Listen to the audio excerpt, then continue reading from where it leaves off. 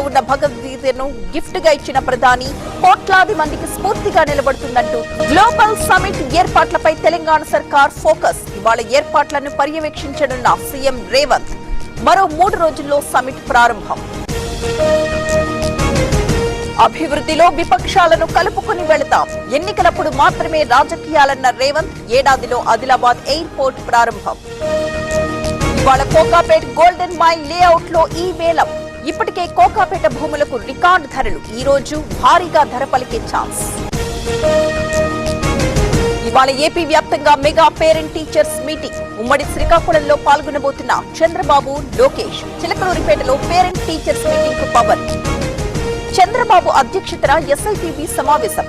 20,000 కోట్ల పెట్టుబడి ప్రతిపాదనలపై చర్చ. పెట్టుబడుల సదస్సులో కుదిరిన ఒప్పందాలకు ఓకే. జోగిని అన్యాయంగా అరెస్ట్ చేశారన్న జగన్. జయచంద్రను ఎందుకు అరెస్ట్ చేయలేదంటూ ప్రశ్న. జనార్దన్తో కలిసి జోగి దందా చేశారన్న కొల్లు. 2వ విడత ల్యాండ్ పూలింగ్ ప్రారంభం. రైతుల సమస్యలు అడిగి తెలుసుకున్న నారాయణ. రిటర్నబుల్ ప్లాట్లు కౌలు ఇస్తామన్న మంత్రి.